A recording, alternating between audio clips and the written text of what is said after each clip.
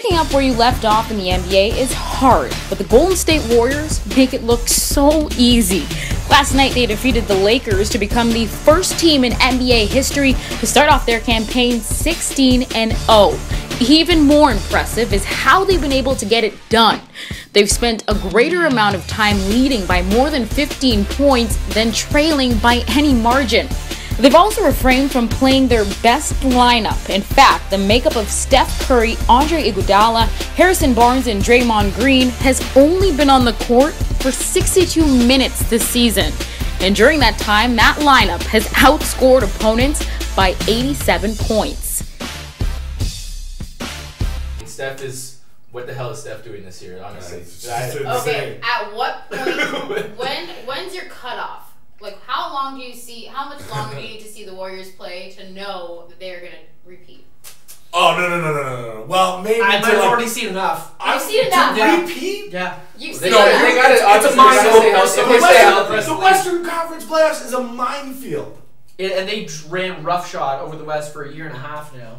Listen, they could win all the regular season games in the world. You get to the Western Conference playoffs. So you've seen enough. Have you seen enough? I've seen enough, but at the same time, injuries happen and things change over an 82-game season. So I'm not going to say today they're going to win the NBA championship. There's no way. The Rockets are so crazy for firing McHale, 11 games into the year? Yeah. You're giving the Warriors back-to-back chips. games in. I can't do it. Firing Kevin McHale is crazy, but giving the Warriors a second championship. They are so much better than anyone else. It's not even close. I want to talk about whether they will challenge the Chicago Bulls' all-time record of 12 losses in the season. That's what I want to talk about. They went 72-10 that year. Sorry, 10. Yeah. So it's 10, and like that's crazy to think about. You know what I mean? I never thought there would be a team that would challenge that. I never did. Last year they got close where they have 68. What weaknesses do we see in this Warriors team? They're great depth-wise. Yeah. They're so talented at all positions. Their coaching is elite. Well, Luke Walton is Luke Walton's He's 35 years old. Walton's chilling. The only bad part about that Luke Walton thing is that all his wins go to Steve Kerr. He's an intern guy. Listen, Steph's numbers through 11 games this year are better than what he had with Steve Kerr. Steph Curry is setting the all-time PER record right now. A Wilt Chamberlain record. Unbelievable. Why is it so hard for people to give Steph Curry this respect? Why is it? Because they've never seen a talent like this before. They've never seen. Who hates Steph Curry? Because he's out different. There. Who hates Go Steph online. Curry? Go online. He's the most likable. Those guys are haters. Those guys are haters. This guy's. I'd say he's the most likable NBA player of all time. Like likable in terms that the media loves him. Right. Who's the more likable athlete right now? Shaquille O'Neal is the most likable athlete of all time. Who's the most likable active athlete right now? Oh, it's gotta be Steph. Steph's up there. He's the face of the league. He's the best player in the league. Face of the league. For sure he is. You're going to tell someone who loves Not LeBron James. He's the face that runs the place. But that's LeBron James. The face that runs the place. That's right. We saw where LeBron was going in our fantasy draft this year. LeBron is on the way down right now. But I don't want to talk to LeBron. That is why do it this. is so hard for people to say that Steph Curry is so exciting is because they're so stuck on seeing LeBron James, but they don't realize you're going to see way less of LeBron James this year. I think you'll see way less until playoff time. I think you'll see less of Steph Curry because he doesn't have to play 35 minutes a game. They're blowing these teams out. He's going to play a half hour a game and then take a seat. I think the reason people can't accept Steph Curry as the face of the league or the best player in the league is because he has such a unique game. No one's ever seen a guy come up and pull up three-pointers off the dribble and shoot them at such a high percentage. Right. But this is where the league is heading. This is the future of guard position. Like, it is such a higher percentage play than the long two. But why anybody takes long twos anymore? It makes more sense. It just makes more sense for the team. I watch a game, I yell at the TV whenever I see somebody pull up for. Well, that's all I do when I watch Steph Curry. I'm always saying, how are you taking that shot? You're stressed. I see Steve Kerr throwing his arms up in the air and then saying, "Okay, good shot." So we've always been taught that this isn't the way sustainable basketball is in the playoffs. You can't keep shooting this way. Can't be a jump shooting team. Though they're lucky they have a great defensive squad and they're a complete team. It's not just Steph, as good as he is, and he's leaps and shoulders and head and shoulders above everybody else, but he has a great team with him, and that's why they're gonna probably go back to the finals. No, they have to get through the Spurs, I have to say. Arguably, Steph Curry is redefining the way basketball is played right now. He's revolutionizing. I'm going to throw out a very hot take right now. Honestly, it's not going to be long before we are talking about, is Steph Curry the greatest of all time? It's not going to be that long.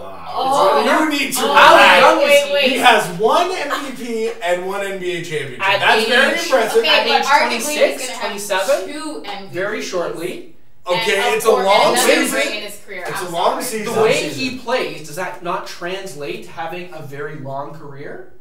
I would say so. Look how long Reggie Miller played. Look how long Ray Allen played. Great shooters stick around. Right. When all is said and done, Steph Curry's name is going to be in the GOAT discussion. If you can say something that people forget about 3 years ago, like it's so far gone. 3 years ago, 2 years ago, last year was his first full season that he was healthy. Yeah, I would never draft for that too. He had the they were snapping. There were generational ankles. Twigs. For sure. And I would always get worried for this guy if I'm he's still worried. You know what I mean? So for us to give him that already, that's a lot. Look at LeBron at 30. LeBron's got. We're worried about him breaking. We're already over LeBron's LeBron. got 2 championships. Forget about him. We're already over. Hold on. LeBron's got 2 championships. He's been in 5 straight NBA finals. For sure. And he's won 3 MVPs. But how has LeBron done that again? Has he done it by building his own on team the up in his hometown? Or did he build it by jumping ship to Miami and joining forces with 2 of the top 5 draft picks in his class?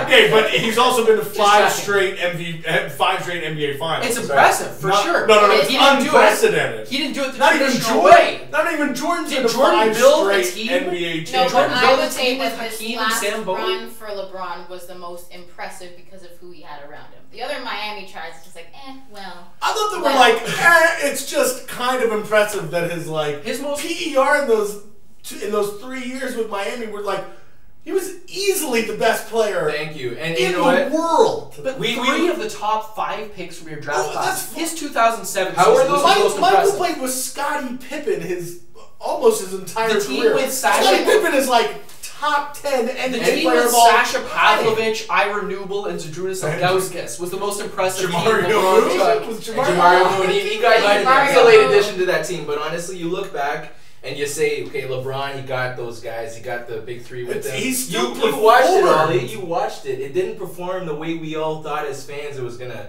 play out. Right. Dwayne Wade was not the same. No, in his first 2 years he was. In the first year he was. And in the first playoff. He was still a top 5 player. The first playoff run when they lost to Dallas, that was Dwayne Wade at Dwayne Wade-iest.